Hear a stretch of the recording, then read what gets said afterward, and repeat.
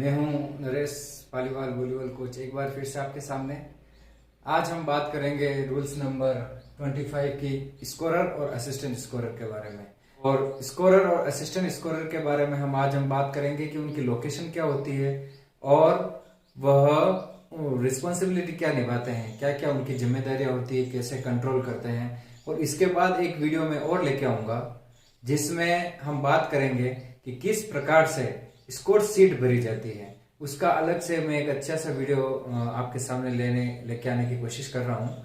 तो वह वीडियो इसके बाद ही हम आपके सामने लेके आएंगे। उससे पहले हम बात कर लेते हैं कि स्कोरर होता क्या है और रूल बुक के अनुसार स्कोरर जो है उसकी लोकेशन क्या होती है। जैसे ये अपना वॉलीबॉल कोर्ट है, तो फर्स्ट रेफरी यहाँ है, सेकंड रेफरी सामने है। तो फर्स्ट रेफरी के सामने अटैक लाइन के इधर तो अपना आ गया जो प्लेयर है, बेंचेस वह आ गई। और दूसरी जो टीम है, टीम ए और टीम बी, तो बी टीम की बेंचेस अटैक लाइन के इस साइड आ गई। जो मेन स्कोरर है उसकी जो भूमिका है वह फर्स्ट रेफरी के सामने सेकंड रेफरी के पास होती है लोकेशन। जैसे कि आप सबको पता ही है, इसकी लोकेशन की बात करें तो कहाँ होगी, यह सेकंड रेफरी के पास और फर्स्ट रेफरी के सामने होगी।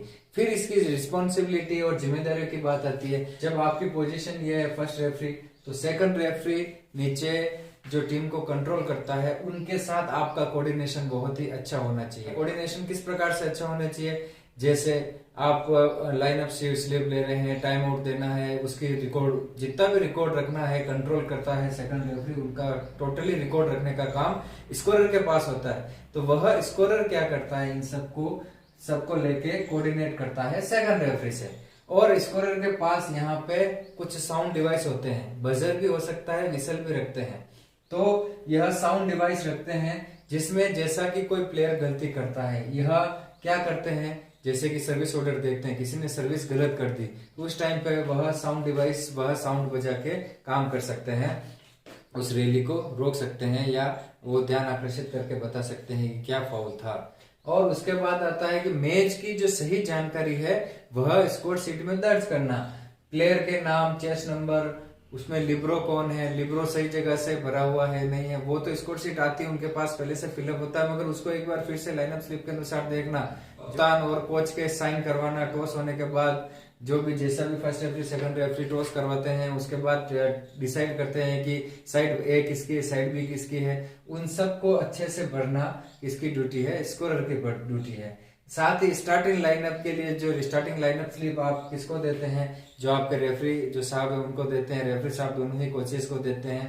कोचेस जब लाइनअप स्लिप आपके पास आ जाती है तो उसको फिल करने का काम आपका है। फिल करने से पहले एक बार देख लेते हैं कि उसमें कोई गलती नहीं हो।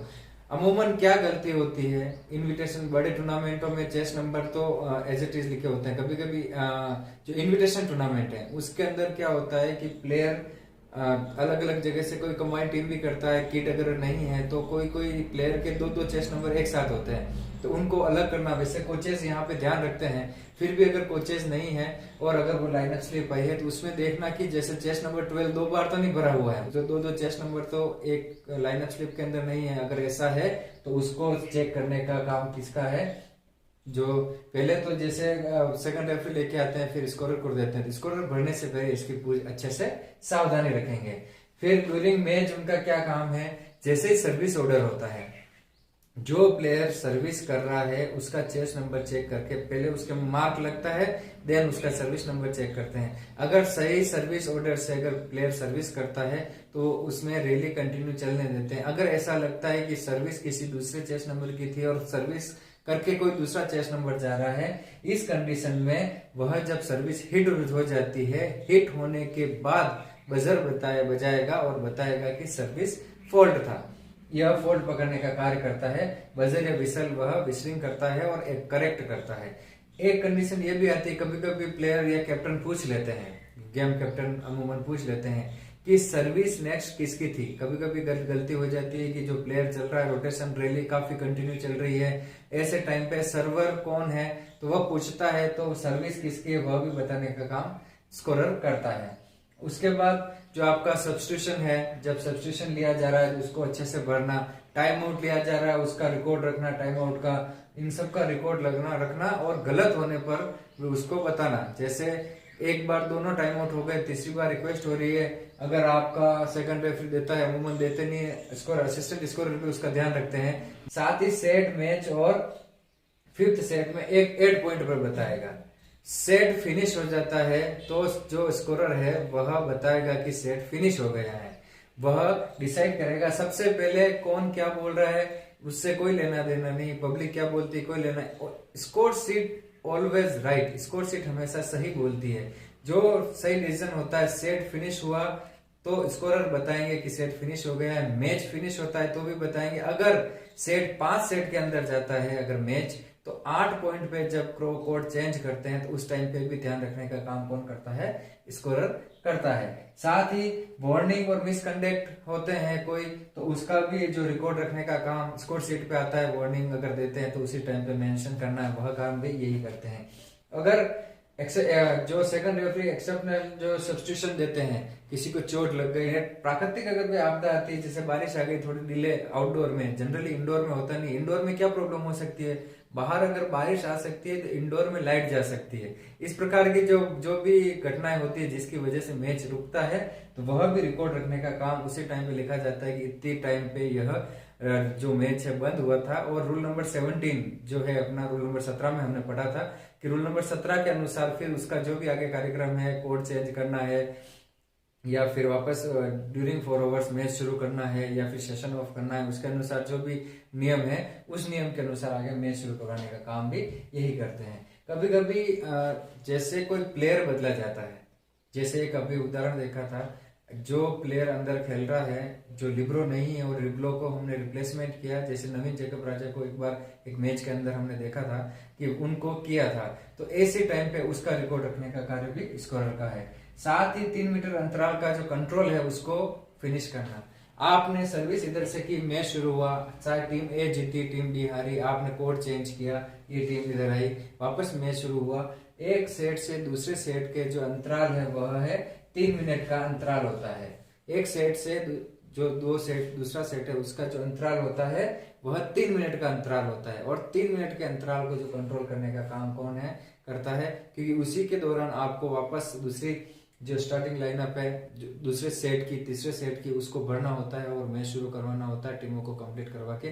तो स्कोरर उस 3 मिनट का जो पूरा टाइम है उसको अच्छे से यूज करता है। वो लास्ट में क्या करते हैं, रिजल्ट बनाते हैं। अगर प्रोटेस्ट भी हुआ है तो उस प्रोटेस्ट को जो भी स्कोरर शीट के ऊपर जो प्रोटेस्ट रिपोर्ट है उसको जो भी रिकॉर्ड रखना होता है उस टाइप के प्रोटेस्ट का कार्य भी स्कोरर करते हैं। और अंत में जब पूरा स्कोर शीट कंप्लीट हो जाती है उसको कंप्लीट भर के फर्स्ट रेफरी के हस्ताक्षर लास्ट में करवाते हैं। तो इस प्रकार से जो स्कोरर हैं उनकी भूमिका रहती है वॉलीबॉल में। साथ ही हम बात कर लेते हैं असिस्टेंट स्कोरर की। असिस्टेंट स्कोरर के लिए जनरली बीपीएड एमपीएड के जो जितने भी साथी हैं, आजकल वाइवा के अंदर वॉलीबॉल के अंदर जैसे लिब्रो से ज्यादा क्वेश्चन जैसे पूछे जाते हैं, रोटेशन से पूछे जाते हैं, इसी प्रकार से असिस्टेंट स्कोरर से भी एक आध क्वेश्चन आपसे पूछे जा सकते हैं। उसकी जानकारी भी अपने को होनी बहुत जरूरी है।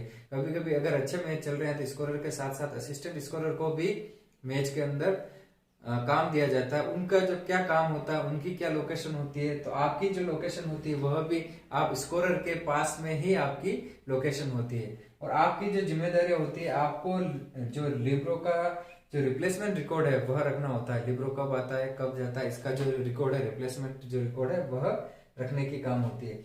अगर इन केस स्कोरर काम करने की कंडीशन में नहीं है तब आप स्कोरिंग का कार्य भी कर सकते हैं। जो प्रशासनिक कार्य है, अपने को जो जिम्मेदारी दी है वह आपको निभाने का पूरे जो काम है वह कौन करता है, असिस्टेंट स्कोरर करता है। उसके बाद जो लिब्रो का जो रिप्लेसमेंट जो शीट होती है उसको तैयार करने का काम भी, उसको संभालने का काम भी कौन करता है, असिस्टेंट स्कोरर करता है। एक बहुत ही अच्छा क्वेश्चन, रिजर्व स्कोर शीट को बनाना तैयार करना, यह काम भी किसका है, असिस्टेंट स्कोरर का होता है। लिब्रो का अगर कोई फाउल होता है उसको कंट्रोल करने का यह भी विसल का इस्तेमाल यूज कर सकते हैं। अगर लिब्रो अगर फाउल करते हैं, लिब्रो कैसे फाउल करते हैं, लिब्रो इस कंडीशन में फाउल कर सकते हैं कि जब आपकी एक रैली होती है, जब लिब्रो बाहर आते हैं उसके बाद एक सर्विस होके एक रैली का होना कंपलसरी, फिर वापस लिब्रो दूसरे प्लेयर की जगह ग्राउंड कोर्ट के अंदर आ सकते हैं। ऐसी कंडीशन में अगर लिब्रो अंदर ही है, दूसरा प्लेयर आ गया और रैली नहीं हुई, ऐसी कंडीशन में ध्यान रखने का काम कौन करेगा, आपका असिस्टेंट स्कोरर करेगा। काफी जनरली मैच में असिस्टेंट स्कोरर नहीं रखते हैं तो सेकंड रेफरी और जो स्कोरर हैं और फर्स्ट रेफरी भी कभी कभी ध्यान रख लेते हैं कि सर्विस इनकी थी अगर लिब्रो अंदर का अंदर खेल रहा है, मगर जनरली ऐसा होता नहीं। असिस्टेंट स्कोरर, हम FIVB और रूल बुक की बात करें तो असिस्टेंट स्कोरर ही लिब्रो का कंट्रोल जो होगा वह करने का काम करेगा और उसका फाउल भी वही बताएगा। साथ ही अगर टेक्निकल टाइम आउट का जो टाइमिंग लेने का काम है वह भी असिस्टेंट स्कोरर ही करता है, टेक्निकल टाइम आउट का जो कार्य है। और साथ ही साथ अगर आप पास में बैठे हुए हो तो मैनुअल बोर्ड भी, आप जो स्कोरिंग टेबल पे आपने देखा होगा, उसमें मैनुअल बोर्ड को चलाने का काम भी कौन करता है? असिस्टेंट स्कोरर करता है। और अंत में सेकंड रेफरी अगर सब्स्टिट्यूशन टाइम आउट में अगर इस प्रकार से हमने पहले भी बात की, अगर कोई गलती करता है कोच और बार बार पूछता है तो वह सेकंड रेफरी के कोऑर्डिनेटर है, वो असिस्टेंट है, तो वह भी उस चीज को कंट्रोल करवाने का काम करेगा और अंत में अपना खुद का साइन करेगा और पूरा रिकॉर्ड जो है उसको अपने लिब्रो से संबंधित जो अपना कार्य ड्यूटी दे रखी है, जो प्रशासनिक कार्य की ड्यूटी दे रखी है, उसको पूरा करेगा। तो इस प्रकार से स्कोरर और असिस्टेंट स्कोरर की मुख्य रूप से जो जिम्मेदारियां थी वो अकॉर्डिंग टू रूल बुक हमने बात की। इसके अलावा भी जो जिम्मेदारियां होती है, हम जो स्कोर शीट जो भरना सीखेंगे, एक जो वीडियो आएगा स्कोर शीट भरने का, उस स्कोर शीट भरने की वीडियो के साथ साथ ही हम देखेंगे कि इनकी और भी कोई रिस्पॉन्सिबिलिटी होती है, जो स्कोर शीट कलेक्ट करने से लेके, कोऑर्डिनेट करने से लेके, कोर्ट पे आने से लेके वापस जाने तक की, वो उसके बारे में हम और डिटेल से बात करेंगे। इसी प्रकार से बने रहिए आप हमारे साथ और देखते रहिए नरेश वोली coach. Thank you very much.